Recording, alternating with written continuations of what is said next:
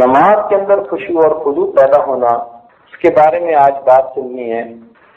نماز کی ابتدا ہاتھ اٹھانے سے ہوتی ہے۔ نماز کی ابتدا کیسے ہوتی ہے؟ تحریمہ باندھتا ہے انسان، ہاتھ اٹھاتا ہے کانوں کی لوٹ، تو ہاتھ کیوں اٹھوائے؟ حکمت تھی۔ ہاتھ کیوں اٹھوائے؟ اس میں حکمت تھی۔ بعض نے کہا کہ ہاتھ اس لیے اٹھوائے کہ گویا دنیا کو اس نے پیچھے چھوڑ دیا، ہاتھ اٹھا لیے دنیا سے۔ بعض علماء نے کہا کہ نہیں، انسان کے ہاتھ مظہر طاقت ہوتے ہیں۔ کہتے ہیں نا ہاتھوں میں ہاتھ دو فلاں بندے کا ساتھ دو، تو ہاتھ طاقت کا مظہر ہوتے ہیں۔ کہتے ہیں اس کے ہاتھ بڑے لمبے ہیں، کوئی بات ہو جائے کہتے ہیں اس میں فلاں ملک کا ہاتھ ہے۔ تو ہاتھ عام طور پر کسی کی طاقت کے لیے کے اظہار کا سبب بنتے ہیں۔ تو چونکہ انسان کی طاقت کا ظہور اس کے ہاتھ سے کیا جاتا ہے، لہذا اللہ رب العزت نے بندے سے ہاتھ اٹھوائے، اے میرے بندے، تیری طاقت میرے سامنے کوئی حیثیت نہیں رکھتی، تو میرے سامنے ایک بے کس اور بے بس بندہ ہے، لہذا اپنی بے کسی کے ہاتھوں کو اوپر کھڑا کر دو۔ تو انسان بے کسی کے ہاتھ کھڑا کر رہا ہوتا ہے، اللہ میری طاقت میری حیثیت تیرے سامنے کچھ بھی نہیں، میں ہاتھ کھڑے کر رہا ہوں۔ ویسے بھی جو بندہ گرفتار ہوتا ہے نا تو اس سے ہاتھ اٹھوا دیتے ہیں۔ تو تکبیر کے وقت ہاتھ اٹھوا دیے، اللہ گناہوں کے ذریعے اب تک جو جنگ تھی وہ میں نے ختم کر دی، میں صلح کے ہاتھ اٹھا رہا ہوں، میں بے بسی کے ہاتھ اٹھا رہا ہوں، اے میرے مالک میں تیری عظمتوں کا اقرار کرتے ہوئے اپنے ہاتھوں کو اوپر اٹھا رہا ہوں۔ تو ہاتھ اٹھانے کے اندر حکمتیں، شیخ الحدیث رحمۃ اللہ علیہ نے لکھا ہے کہ اوجز المسالک میں ہاتھ اٹھانے کی 10 حکمتیں لکھی گئی ہیں۔ ہاتھ اٹھانے کی 10 حکمتیں لکھی گئی ہیں۔ دیکھیں، فقط انسان ہی نماز نہیں پڑھتا، ساری مخلوق نماز پڑھتی ہے، مگر ہر مخلوق کی نماز جدا جدا ہے۔ قرآن پاک میں اللہ تعالیٰ فرماتے ہیں کل قد علم صلاتہ وتسبیحہ، ہر چیز کو اپنی نماز کا اور اپنی تسبیح کا پتہ ہے۔ تو نماز کی نوعیت جدا، لیکن ہر مخلوق نماز ادا کر رہی ہے۔ معارف القرآن میں لکھا ہے مفتی منشفی رحمۃ اللہ علیہ نے کہ اللہ رب العزت نے درختوں کو قیام کی حالت میں پیدا کیا۔ اللہ تعالیٰ نے درختوں کو کس حالت میں پیدا کیا؟ قیام کی حالت میں۔ اور چوپایوں کو اللہ تعالیٰ نے رکوع کی حالت میں پیدا کیا، اور کیڑوں کو اللہ تعالیٰ نے سجدے کی حالت میں پیدا کیا، اور پہاڑوں کو اللہ تعالیٰ نے قاعدہ التحیات کی شکل میں پیدا کیا۔ ساری مخلوق اللہ کی بندگی کر رہی ہے، درخت بھی اس کی بندگی کر رہے ہیں، جانور بھی اس کی بندگی کر رہے ہیں، پہاڑ بھی بندگی کر رہے ہیں، سب اس کی بندگی میں لگے ہوئے ہیں، اس کی عبادت کر رہے ہیں۔ اور جو جس عبادت میں لگایا گیا ساری زندگی وہی رکن ادا کرتا رہتا ہے۔ اسی حدیث پاک میں آتا ہے کہ پھلدار اور سائے دار درخت کے نیچے تم پیشاب پخانہ نہ کرو۔ صحابہ نے پوچھا اللہ کے نبی اس میں کیا حکمت ہے؟ تو فرمایا کہ تم دیکھتے ہو کہ سورج کے ساتھ اس کا سایہ گھٹتا اور بڑھتا ہے۔ عرض کیا اللہ کے نبی جی ہاں۔ فرمایا کہ جب اس کا سایہ گھٹ اور بڑھ رہا ہوتا ہے وہ اپنے پروردگار کے حضور سجدہ ریز ہو رہا۔ تو درخت بھی اللہ کی بندگی کریں، جانور بھی اللہ کی بندگی کریں، پہاڑ بھی اللہ کی بندگی کریں، اور اشرف المخلوقات ہو کر انسان اس میں سستی کرے تو یہ کتنی بری بات ہے۔ اس لیے ایک آدمی نے قسم اٹھائی ناراض ہو کر بیوی سے کہ میں کوئی منحوس دن ہوگا جب تجھ سے ہم بستری کروں گا۔ اب قسم تو اٹھا بیٹھا، پوری کیسے ہو؟ بڑے علماء سے مسئلہ پوچھا تو شیخ عبدالعزیز درینی رحمۃ اللہ علیہ کے پاس آیا، انہوں نے پوچھا بتا کہ تو نے آج فجر کی نماز پڑھی؟ کہنے لگا نہیں پڑھی۔ کہنے لگے تیری زندگی کا منحوس دن ہے، آپ جا کے توبہ کر لے، تو حانث نہیں بنے گا۔ تو گویا جس دن انسان فجر کی نماز ادا نہیں کرتا وہ اس کی زندگی کا منحوس ترین دن ہوا کرتا۔ اللہ اکبر۔ دیکھیے، تعظیم کی 3 صورتیں ہوتی ہیں، یا تو انسان ادب اور تعظیم کی وجہ سے کھڑا ہوتا ہے، یا کسی کے سامنے جھک جاتا ہے، یا کسی کے سامنے سجدے میں پڑ جاتا ہے۔ تعظیم کی 3 صورتیں ہیں نا۔ اللہ رب العزت نے نماز کے اندر یہ تینوں تعظیم کی صورتوں کو اکٹھا فرما دیا۔ انسان پہلے اس کے سامنے ہاتھ باندھ کر کھڑا ہوتا ہے، پھر رکوع میں جھک جاتا ہے، پھر سجدے میں چلا جاتا ہے۔ تو نماز کی ترتیب بھی دیکھیے کتنی پیاری ہے کہ گویا اپنے پروردگار کے سامنے ہم تعظیم کی ہر صورت بجا رہے ہو۔ کھڑے ہونا سکھایا، جھکنا سکھایا، پیشانی کو رگڑنا سکھایا. سبحان اللہ، اپنے آپ کو اللہ کے سامنے کتنا پست کیا بندے نے. اس لیے نماز میں انسان کو اللہ تعالیٰ کی معراج نصیب ہوتی ہے کہ انسان اللہ تعالیٰ کی تعظیم کی تمام صورتوں پر عمل کر رہا ہو. تکبیر جو کہی جاتی ہے نا، اللہ اکبر، اس میں فلسفہ یہ ہے کہ انسان یہ اقرار کرتا ہے کہ حق تعالیٰ ہماری عبادات سے بلند و بالا ہے. یعنی ہم جو عبادت کر رہے ہیں نا، اللہ اکبر، اللہ اس سے بھی بلند و بالا ہے. یہ نہیں کہ ہم نے عبادت کر کے اس کی بندگی کا حق ادا کر دیا، یا اس کی شان جیسے تھی ہم نے ویسے اس کی شان کے مطابق عمل کر لیا. نہیں، اس کی شان اس سے بھی بلند و بالا ہے. اس لیے اللہ اکبر کہہ کر انسان نے اللہ رب العزت کی عظمت کا اقرار کیا. چونکہ اللہ تعالیٰ کی عظمت کا اقرار کرنا ہوتا ہے، اس لیے آپ دیکھیں گے کہ رکوع کے اندر چونکہ اللہ کی عظمت کی ویسے تصویر پڑھی جاتی ہے، سبحان ربی العظیم، سبحان ربی العظیم، اس لیے رکوع سے کھڑے ہونے پر اللہ اکبر نہیں کہا، سمع اللہ لمن حمدہ کہہ. باقی جتنے بھی رکن ہیں ان کو بدلتے ہوئے اللہ اکبر کہیں گے. لیکن رکوع میں چونکہ تسبیح ہی عظمت کو اوپر دلیل تھی، لہذا رکوع سے کھڑے ہوتے ہوئے سبحان ربی سمع اللہ لمن حمدہ ربنا لک الحمد. رکوع کے بعد انسان سجدے میں جاتا ہے. علماء نے لکھا کہ سب سے زیادہ انسان اللہ کے قریب سجدے کی حالت میں ہوتا ہے، اور حدیث پاک میں بھی یہی فرمایا گیا.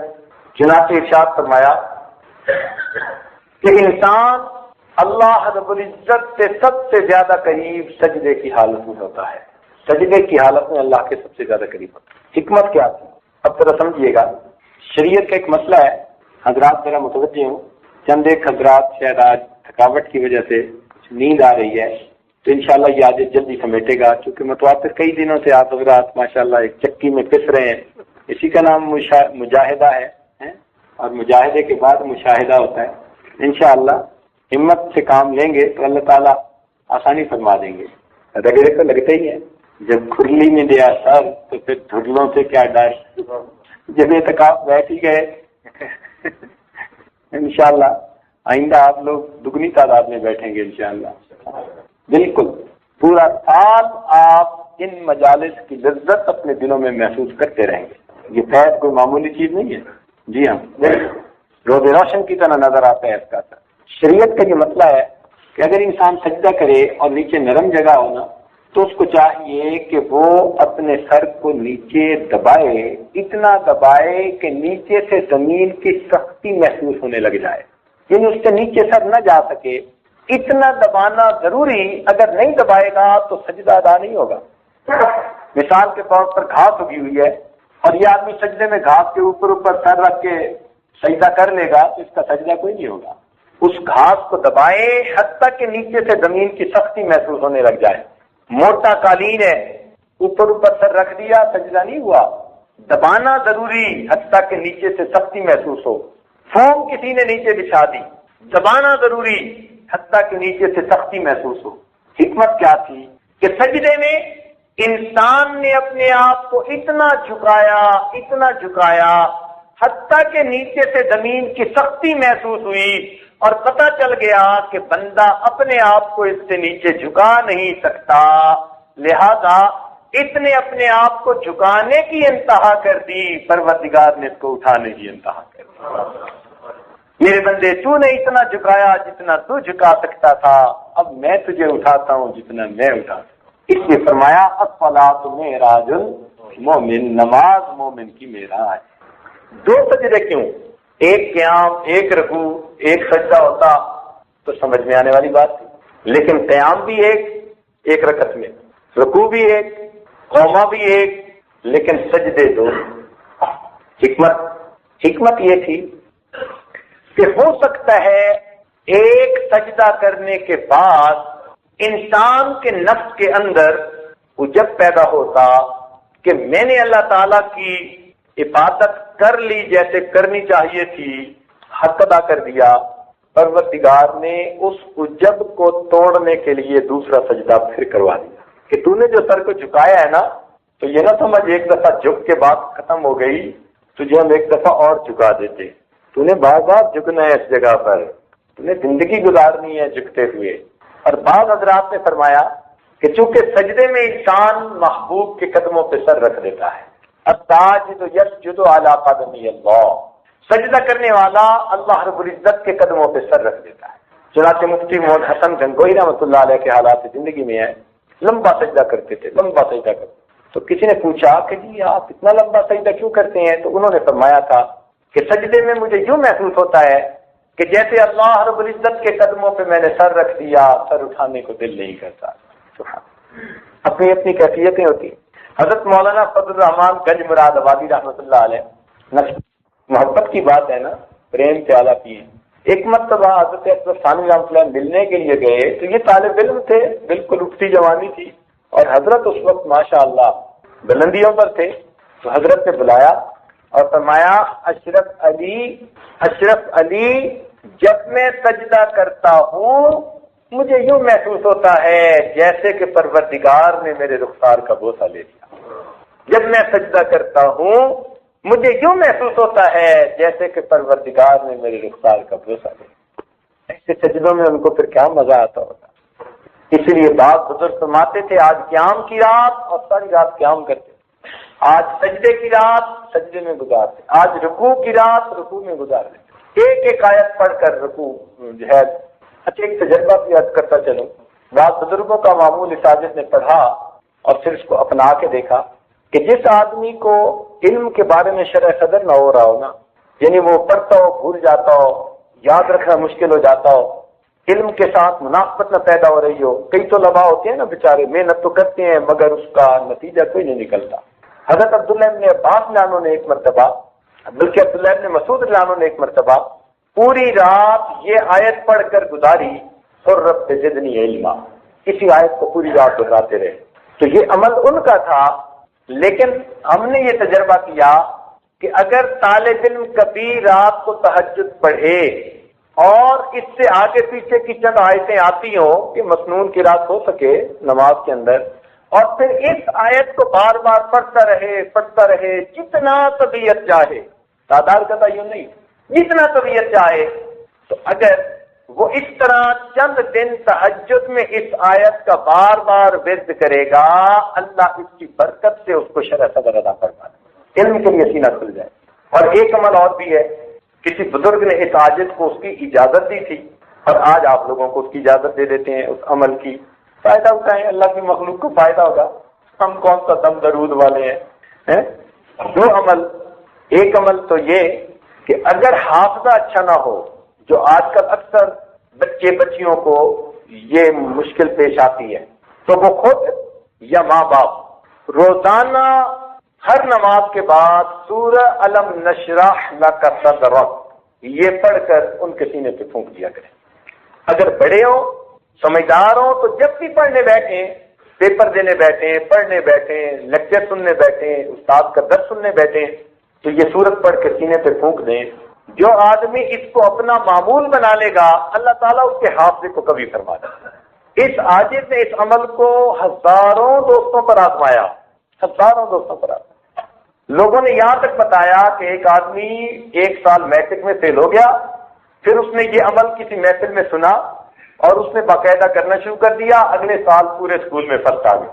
کسی محفل میں اس عاجز نے اسی طرح بتایا کہ بھائی پڑھا کریں، تو ایک بچی نے خط لکھ کر اپنے حالات بتائے، کہنے لگی کہ میں تو بڑی مشکل سے پاس ہوتی تھی، میرے دل کی تمنا تھی کہ میں لیڈی ڈاکٹر بنوں، آپ کا یہ عمل میں نے ایک محفل میں سنا، اس کو عمل کرنا شروع کر دیا، مس کبھی نہیں کیا۔ کہنے لگی میں نے امتحان دیا، الحمدللہ کا میڈیکل کالج میں پہنچ چکی۔ تو دنیا کی تعلیم میں لوگ فائدہ پا گئے، تو دین کی تعلیم میں تو یقیناً فائدہ ہوگا۔ اس لیے حفظ بچہ نہ کر رہا ہو، آگے چل نہ رہا ہو، حفظ پکا نہ ہوتا ہو، زیادہ غلطیاں آتی ہوں، تو سب کے لیے یہ مجرب عمل، جب بھی پڑھنے کے لیے بیٹھیں اول آخر ایک مرتبہ درود شریف، درمیان میں علم نشرح لک صدرک کی صورت پڑھ کے سینے پہ پھونک لیں، اللہ تعالیٰ سینے کو کھول دے۔ اب دوسرا عمل وہ ازدواجی زندگی کی کامیابی کے لیے ہے۔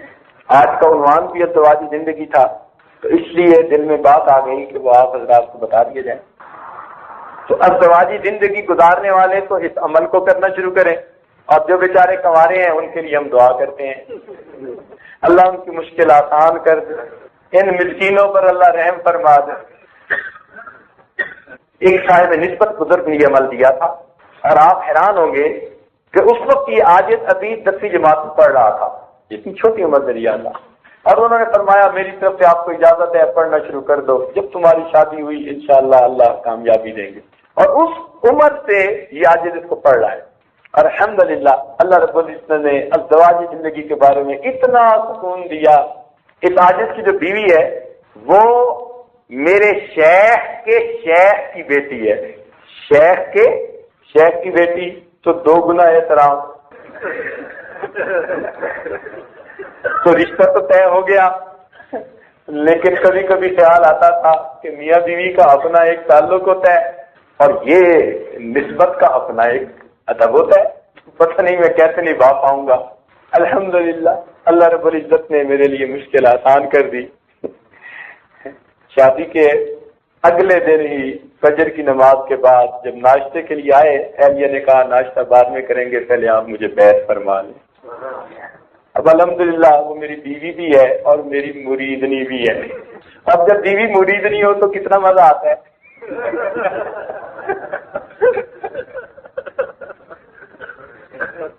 اور یہ عاجز سمجھتے ہیں کہ اس عمل کی برکت یہ کسی صاحب نسبت نے دیا تھا۔ الحمدللہ ثم الحمدللہ۔ تو وہ عمل یہ ہے کہ قرآن مجید کی ایک آیت ہے، ربنا هب لنا من ازواجنا وذرياتنا قرة اعین واجعلنا للمتقین اماما۔ اس آیت کو یاد کر لیجئے، جن کو یاد ہے سبحان اللہ، جن کو نہیں یاد وہ اس کو یاد کر لیں۔ اور یاد کرنے کے بعد معمول یہ ہے، جس کی اجازت اس عاجز کی طرف سے آپ سب کو ہے کہ آپ خود کر سکتے ہیں، خود کریں گے تو آپ کو فائدہ ہوگا، لیکن آگے بتانے کے لیے صاحب نسبت کا ہونا ضروری۔ ہر بندہ آگے اجازت نہیں دے سکتا، بات سمجھ رہے ہیں نا؟ تو یہ نسبت سے اجازت آگے چلتی ہے اعمال کی۔ بات اعمال جو بزرگوں کے پاس ہوتے ہیں نا، وہ نسبت کے ساتھ آگے چلتے ہیں، پھر ان کی برکتیں بھی آگے چلتی ہیں۔ تو یہ عمل خود آپ کریں گے کیونکہ آپ کو اجازت دی جا رہی ہے، تو انشاءاللہ آپ کو اس سے فائدہ ہوگا۔ لیکن اگر آپ میں صاحب نسبت حضرات موجود ہیں تو وہ بے شک اس عمل کو آگے بھی اجازت دیں گے، اللہ اس کی برکت کو آگے جاری فرما دیں گے۔ تو عمل یہ ہے کہ ربنا هب لنا من ازواجنا وذریاتنا قرۃ اعین واجعلنا للمتقین اماما۔ اس دعا کو یاد کر لیں، اور ہر نماز میں فرض ہو، سنت ہو، واجب ہو، نفل ہو، کوئی ہو، جب آخری التحیات پڑھیں تو یوم یقوم الحساب پڑھنے کے بعد پھر آپ قرآنی اس دعا کو پڑھیں اور اس کے بعد سلام پھیریں۔ بات سمجھ رہے ہیں؟ جب بھی نماز پڑھیں، نماز کی آخری التحیات میں، آخری قعدہ، اس میں جب آپ ربنا آتنا پڑھیں یا رب اجعلنی، جو بھی دعا پڑھتے ہیں آپ، جب وہ دعا پڑھ لیں تو اس کے بعد آپ اس دعا کو بھی پڑھیں اور پڑھنے کے بعد سلام پھیریں۔ اللہ تعالیٰ آپ کی ازدواجی زندگی کی خوشیاں آپ کو اپنی آنکھوں سے دیکھنے کی توفیق عطا فرمائے۔ انڈر لائنگ آئیڈیا یہ ہے کہ اللہ تعالیٰ اپنی رحمت سے نماز تو قبول فرما ہی لیتے ہیں، تو جب وہ نماز کو قبول فرمائیں گے تو یہ کیسے ممکن ہے کہ نماز کے اندر مانگی ہوئی دعا قبول نہ ہو؟ تو جب نماز قبول ہوگی تو اس کے اندر مانگی ہوئی دعا بھی قبول ہوگی۔ اور الحمدللہ کہ ہمارے بہت پریشان حال دوستوں نے اس عمل کو اپنایا، اللہ نے گھر کے حالات کو ٹھیک کر دیا۔ ابھی دن میں بات آ رہی ہے کہ کاش آج ازدواجی زندگی کے عنوان کے وقت اگر یہ بات اس وقت دل میں آ جاتی تو عورتوں کو بھی اجازت دے دیتے تو وہ بھی اس عمل کو پڑھتی۔ پتہ نہیں اللہ تعالیٰ کس کس پریشان حال عورت کی زندگی کو خوشیوں میں تبدیل فرما دے۔ تو بہرحال ازدواجی زندگی کے لیے یہ ایک عمل خود تجربے سے ہم نے آزمایا بھی صحیح، اور اپنے سینکڑوں ہزاروں دوستوں کو بتایا الحمدللہ، اور اس کی برکتیں دیکھیں۔ تو سجدے کی بات چل رہی تھی، بزرگوں نے لکھا ہے کہ سجدے میں 3 طرح کے لوگ ہوتے ہیں۔ کچھ وہ ہوتے ہیں جو سالکین ہوتے ہیں، یعنی ابتدائی درجے والے۔ تو سالکین کو سجدے کے اندر ملکوت السماوات والارض کی سیر ہوتی ہے۔ کس کی سیر ہوتی ہے؟ ملکوت السماوات والارض، اس کی سیر کروائی جاتی ہے۔ کن کو کروائی جاتی ہے؟ سالکین کو۔ سالکین سے اوپر کچھ عابدین ہوتے ہیں، زیادہ اونچے درجے کے لوگ، عبادت والے لوگ، ان کو صفات باری تعالیٰ کی سیر کروائی جاتی ہے۔ اور عابدین کے اوپر عارفین ہوتے ہیں، اور عارفین کو ذات باری تعالیٰ کی سیر کروائی جاتی ہے۔ تو سجدے کے 3 درجے مشائخ نے لکھے ہیں۔ اب جس کو تینوں میں سے کچھ بھی نصیب نہ ہو تو وہ سمجھ لے کہ اب میری نماز ہی نہیں بنی، مجھے اس کو بنانے کی ضرورت ہے۔ چنانچہ فرمایا اقرب ما یکون العبد من اللہ تعالی ان یکون ساجدا، کہ انسان اپنے رب کے سب سے زیادہ قریب اس وقت ہوتا ہے جب کہ وہ اللہ تعالیٰ کو سجدہ کر رہا ہو۔ سجدے کی اپنی ایک لذت ہے، سبحان اللہ۔ ایک بات درمیان میں ذہن میں آ گئی، آپ کو بتاتا چلوں۔ ہمارے قریب میں ایک عالم ہے مولانا محمد اکرم، ان کا نام، ختم نبوت کے بڑے مبلغ ہیں، اور اللہ نے ان کو بیان کا ایسا ملکہ دیا ہے، سبحان اللہ، ختم نبوت کے عنوان پہ بولتے ہیں تو حق ادا کر دیتے ہیں، دل خوش ہو جاتا ہے۔ یہ واقعہ خود انہوں نے سنایا ہمارے استادوں کو، چونکہ ہمارے استاد کے وہ ہم جماعت تھے، اور استادوں نے ساجد کو سنایا۔ وہ کہتے ہیں کہ میں ایک مرتبہ اپنے شیخ کی خدمت میں گیا ملاقات کے لیے، تو حضرت نے مجھے فرمایا کہ بھائی مولانا بہت مصروف رہتے ہیں، 3 دن ہمارے پاس بھی گزار جاؤ، 3 دن ہمارے پاس بھی گزار جاؤ۔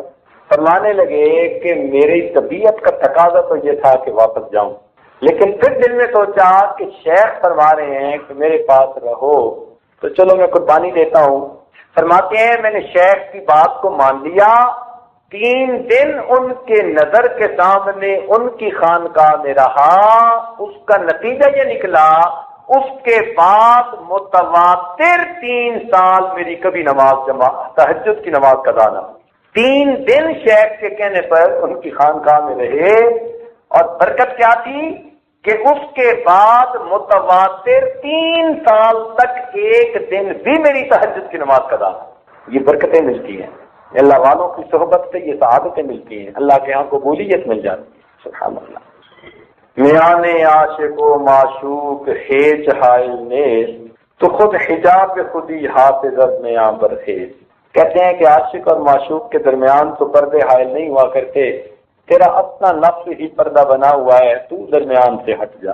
اور واقعی شیخ صاحب رحمۃ اللہ ایک جگہ عجیب بات کرتے ہیں، کہتے ہیں دوست تیرے اور تیرے رب کے درمیان تیرا نفس دیوار بنا ہوا ہے، تیرے اور تیرے رب کے درمیان تیرا نفس دیوار بنا ہوا ہے۔ اور پھر آگے لکھتے ہیں کہ یہ دیوار 6 فٹ کی ہے، اتنی اونچی نہیں، ہمت کر کے اس کو پھیلائیں گا۔ یہ 6 فٹ کی دیوار ہے نا، اس سے اونچی تو نہیں نہ ہو سکتی۔ تو پھر آگے فرماتے ہیں کہ یہ دیوار اتنی اونچی نہیں، 6 فٹ کی ہے، ہمت کر کے اس کو پھیلائیں گا۔ اور واقعی ہم سے ساری عمر یہ 6 فٹ کی دیوار نہیں پھیلائیں گی جاتی۔ اس لیے بھائی دین گستامی رحمۃ اللہ فرماتے تھے کہ جنت 2 قدم ہے۔ کئی محفلوں میں کہتے ہیں جنت 2 قدم ہے، جنت 2 قدم ہے۔ تو کسی نے پوچھا کہ حضرت کیا مطلب جنت 2 قدم ہے؟ فرمایا اے دوست تو اپنا پہلا قدم اپنے نفس سے رکھ لے، تیرا دوسرا قدم جنت میں پہنچے گا۔ تو بات تو ایسی ہے کہ ہم اپنے نفس کو قابو پہ لے لیں تو اگلا قدم جنت میں پہنچے گا۔ چنانچہ ابن قیم رحمۃ اللہ علیہ نے لکھا ہے کہ نمازی 5 طرح کے ہوتے ہیں، نمازی 5 طرح کے ہوتے ہیں۔ ایک ہوتے ہیں متحاون فی الصلاۃ، نماز میں سستی کرنے والے،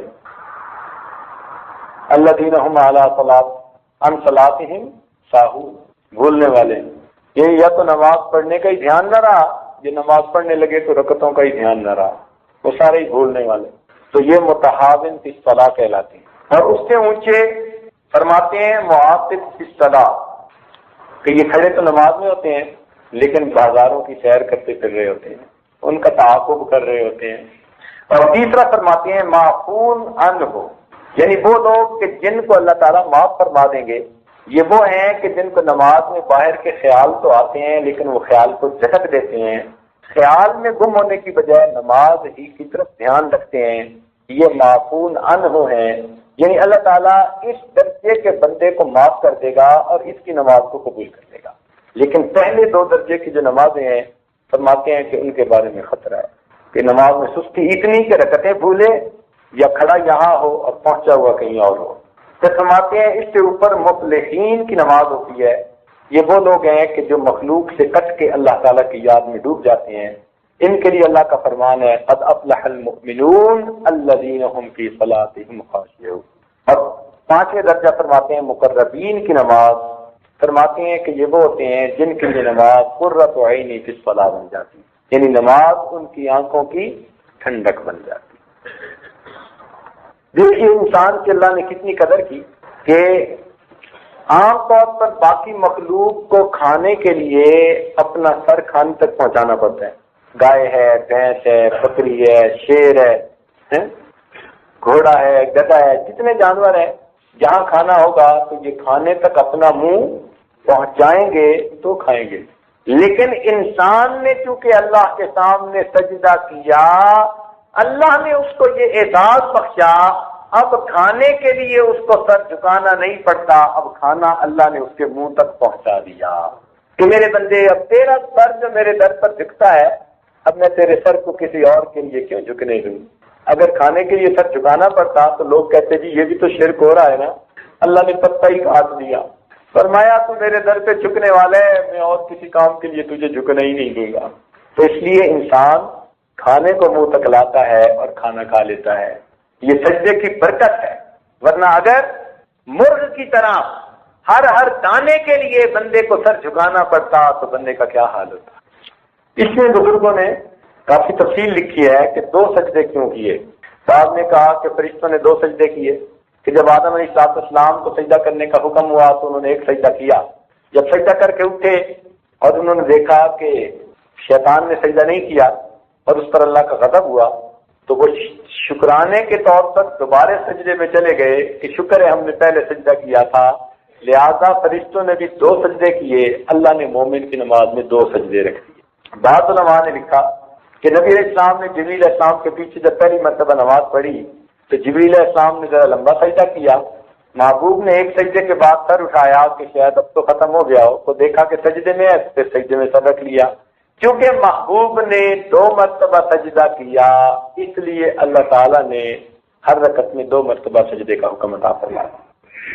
بات فرماتے ہیں کہ سجدہ چونکہ زیادہ محبوب ہے اللہ تعالیٰ کو، اس لیے اللہ تعالیٰ مومن کو اس حالت میں بار بار دیکھنا چاہتے ہیں، اس لیے 2 مرتبہ ایک رکعت میں سجدے کا حکم دیا۔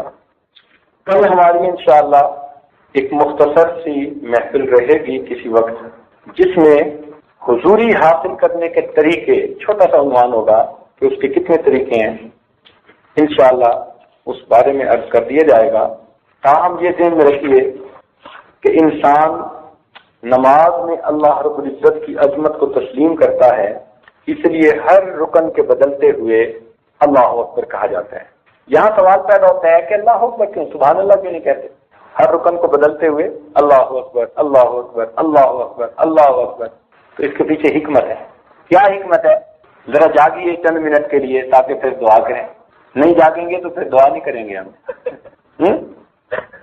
اب ذرا جاگ کے سنیے چند منٹ کہ یہ جو ہر رکن کی تبدیلی پر اللہ اکبر تکبیری کو رکھا گیا، اس میں بھی حکمت ہے۔ تو بتا سکتے ہیں کہ کیوں رکھا گیا؟ موٹی سی بات ہے کہ اللہ اکبر اس لیے بار بار کہلوایا گیا کہ اصل میں پوری نماز کا مقصود ہی اللہ کی عظمت اور بڑائی کو بیان کرنا ہے۔ پوری نماز کا مقصود کیا ہے؟ اللہ تعالیٰ کی عظمت کو بیان، اللہ تعالیٰ کے سامنے اپنے آپ کو جھکانا اور اللہ کی عظمت اور کبریائی کو سامنے رکھنا۔ تو نماز کا اصل مقصود کیا ہے؟ اللہ رب العزت کی عظمت اور کبریائی کا اقرار کرنا، اپنی پستی کا اقرار کرنا، اللہ رب العزت کی عظمت کا اقرار کرنا۔ اللہ رب العزت کتنے عظیم ہیں، سبحان اللہ۔ چنانچہ ہمارے بزرگوں میں کسی ایک کی یہ عبارت ہے، شرف الدین یحییٰ ملیری رحمۃ اللہ علیہ کی، انہوں نے اللہ کی عظمت کے بارے میں کیا لکھا پڑھ کے وجد آتا ہے، آپ حضرات ذرا سنیے تو آپ کو پتہ چل جائے کہ جب نماز میں انسان اللہ اکبر کہہ رہا ہوتا ہے تو اس وقت اس کی کیفیت کیا ہونی چاہیے۔ یہ مضمون مستحضر ہو طبیعت کے اوپر، سننے کے لیے تیار ہے؟ سب حضرات ذرا اونچا بولیں تاکہ جاگ جائیں۔ تیار ہے نا؟ ہاں جی۔ فرماتے ہیں کہ اللہ اکبر کا ایک مطلب تو یہ ہے کہ اللہ تعالیٰ سب سے بڑا ہے، اور ایک مطلب یہ کہ بڑائی صرف اللہ کے لیے ہے۔ تو ایک مطلب تو یہ کہ اللہ سب سے بڑا، اور بھی بڑے ہیں مگر سب سے بڑا اللہ، مانتے نہیں، یہ ذہن میں نہ رکھو کہ اور بھی بڑے ہیں مگر اللہ سب سے بڑا ہے، نہیں۔ وہ فرماتے ہیں بڑائی ہے ہی کس کے لیے؟ تو دیکھو اللہ اکبر کے معنی میں بھی ہمیں سیکھنے کی ضرورت ہے۔ ورنہ اب تک تو ہم یہی معنی سوچتے رہے نا جی، اللہ اکبر، اللہ سب سے بڑا ہے، تو اللہ سب سے بڑا ہے تو کیا مطلب کہ ہم اوروں کو بھی بڑا سمجھتے رہے، اللہ کو سب سے بڑا سمجھا؟ یہ بھی غلطی۔ یہاں تک تو نماز سیکھنی پڑتی ہے، اتنی عمر گزر گئی اللہ اکبر کہتے، ابھی تک صحیح استحضار نصیب نہ ہوا کہ اللہ اکبر کے وقت کیا ہونا چاہیے۔ تو یہ ہونا چاہیے اللہ اکبر، کیا مطلب کہ بڑائی اللہ ہی کے لیے خاص ہے، اسی کو زیبا ہے، اسی کو سجدی ہے، اور کوئی بڑا ہے ہی نہیں اس کے ساتھ۔ سمجھ گئے؟ اب ذرا سنیے، فرماتے ہیں کہ اللہ رب العزت خالق اور مالک ہے، اور خالق اور مالک کو بہت اختیار ہوتا ہے۔ اللہ تعالیٰ کو بے علت لطف و قہر کا اختیار ہے، لا یسأل عما یفعل وہم یسألون، چاہے تو خاک سے افلاک تک پہنچائے اور چاہے تو افلاک سے خاک پر لائے۔ فضیل بن عیاض کو رہزنوں کے گروہ سے چنا، ولیوں کا سردار بنا دیا۔ بلم باور کو 400 سال کی عبادت کے باوجود ولیوں کے گروہ سے نکال دیا۔ وہ خالد ابن ولید کو بت پرستی سے نکال کر موحد بنا دیتے ہیں، اور طاؤس الملائکہ عزازیل کو 7000 سال کی عبادت کے باوجود پٹک کے رکھ دیتے ہیں۔ وہ چاہیں تو سلمان فارسی کو بتخانہ سے نکال کر میرا صحابیت کی معراج عطا فرمائے، اور چاہے تو عبداللہ ابن ابی کو مسجد میں رکھ کر ذلیل بنائے۔ وہ چاہے تو شقی کے دامن کے نیچے سے نبی کو پالے، اور چاہے تو نبی کے دامن کے نیچے شقی کو پیدا کر دے، چاہے تو کتے کو ولیوں کی صفت میں داخل کر دے، اور چاہے تو ولی کو کتوں کی مانند بنا دے۔ چشم عبرت کھولو، آدم علیہ السلام کی حسرت، ابراہیم خلیل اللہ کی بےکامی، نوح علیہ السلام کی فریاد، یعقوب علیہ السلام کی مصیبت، یوسف علیہ السلام کی بے بسی، زکریہ علیہ السلام کے سر پر چلتا ہوا آرا، یحییٰ علیہ السلام کی گردن پر تلوار، اور سیدنا رسول اللہ صلی اللہ علیہ وسلم کا بےتاب ہو کر بار بار آسمان کی جانب دیکھنا، سب اللہ رب العزت کی کبریائی کے جلوے ہیں۔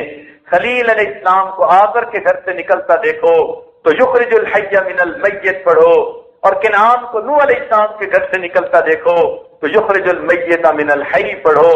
کبھی لطف پہ علت جوش میں آتا ہے تو قلبہم باسط کہہ کر اس کا مرتبہ بڑھا دیتے ہیں، اور کبھی قہر پہ علت جوش میں آتا ہے تو معلم الملکوت کا لباس اتار کر ان علیک لعنتی کا داغ پیشانی پہ لگا دیتے ہیں۔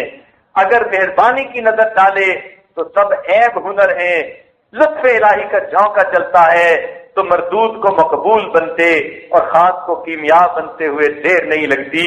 یہ بات جہاں ڈرنے کی ہے وہاں امید افزا بھی ہے۔ معاملہ استحقاق پر ہوتا تو ہم کس گنتی میں نہ آتے۔ شکر ہے کہ علت کو درمیان سے اٹھا دیا۔ جہاں پاک لوگ امیدوار ہیں وہاں ہم جیسے ناپاک بھی امیدوار ہیں، اس لیے کہ اس کے ہاں قابلیت نہیں قبولیت کا معاملہ ہے۔ فرماتے ہیں کہ ہم جیسے ناپاک بھی امیدوار ہیں، کوئی کتنا ہی آلودہ کیوں نہ ہو، ساحران فرعون سے زیادہ آلودہ نہیں، نہ ہی اصحاب کہف کے کتے سے کیا گزرا ہے، نہ طور سینا کے پتھر سے زیادہ جامد ہے، نہ اس توان حنانہ سے زیادہ بے قیمت ہے۔ وہ تو حبشہ سے غلام کو پکڑ کر لاتے ہیں اور اسے بھی سعادت کا تاج پہنا دیتے۔ سبحان اللہ۔